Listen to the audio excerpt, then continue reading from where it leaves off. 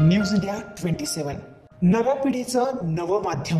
नाशिक शहराचे ग्रामदैवत असलेल्या कालिका देवी मंदिरात नवरात्र उत्सव काळात भाविकांना दर्शनासाठी मंदिर आता 24 तास उघडे राहणार आहे। देवीचे वस्त्रालंकार पूजेसाठी गर्भगृह मध्यरात्री 1 ते 1.5 तास बंद ठेवण्यात येईल। देवीला 100 तोळे पारंपरिक दागिन्यांचा साज शृंगार करण्यात येणार आहे।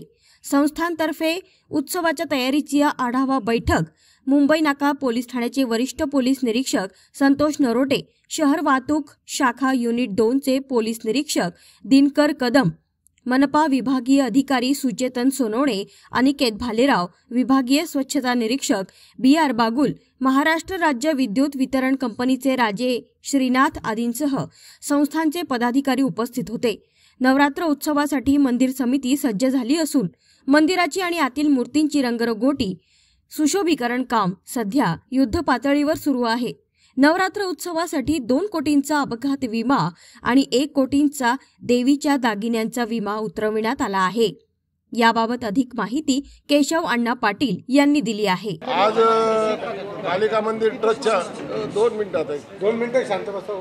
कालिका मंदिर ट्रस्ट आणि सर्व प्रशासन म्हणजे MSB असेल, पोलीस प्रशासन असेल, महानगरपालिका असेल, फायर ब्रिगेड असेल, सर्व प्रशासनाने आज इथं एक आढावा बैठक घेतली आहे। नवरात्र उत्सव येत्या 3 तारखेपासून ऑक्टोबरच्या 3 तारखेपासून सुरू होत आहे आणि ह्या यात्रेचा जो कार्यकाळ आहे हा 10 दिवस न राहता 15 दिवस म्हणजे कोजागिरी पौर्णिमेपर्यंत राहणार आहे। म्हणून आम्ही ही यंत्रणा तयार करण्याकरता यावेळेला आम्ही पोलिसांबरोबरच होमगार्ड असतील, पोलीस असतील, महानगरपालिकेचे सर्व कर्मचारी असतील, साफसफाईचे कर्मचारी असतील, तरी आम्ही सुद्धा आमचे स्वतःचे मंदिर प्रशासनाने जवळजवळ 50 सिक्युरिटी गार्ड म्हणजे बॉन्सर हे इथं अपॉइंटमेंट केलेले आहेत। त्याचप्रमाणे 40 महिला ह्या सफाई कर्मचारी म्हणजे बचत गटांना काम देण्यात आलेलं आहे। त्याचप्रमाणे इथं पूर्ण वेळ म्हणजे ज्या सगळे कर्मचारी असतील, आमचे स्वयंसेवक असतील, जवळजवळ 100 स्वयंसेवक आणि या परिसरामध्ये पोलिसांनी जवळजवळ 200 पोलीस कर्मचारी ह्या नवरात्र उत्सवामध्ये भाग घेणार आहेत।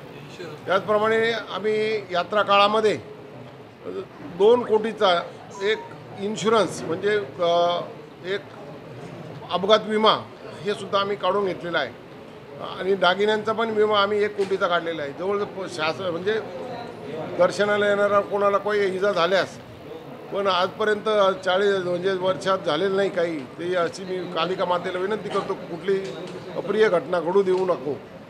त्याचप्रमाणे हा जो परिसर आहे हा पूर्णपणे वॉटरप्रूफ मंडप टाकून दोन्ही बाजूला वॉटरप्रूफ मंडप टाकले जाणार आहेत।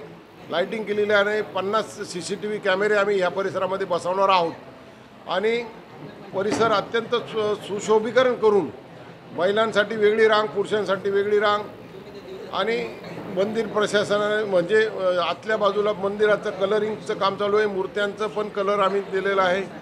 दागिने अत्यंत सुशोभीकरण केलेले दागिने आम्ही तिथं मंदिरात देवीला घालणार आहोत। सर्व म्हणजे यंत्रणा ही अत्यंत सुसज्ज अशी यंत्रणा आम्ही केलेली आहे।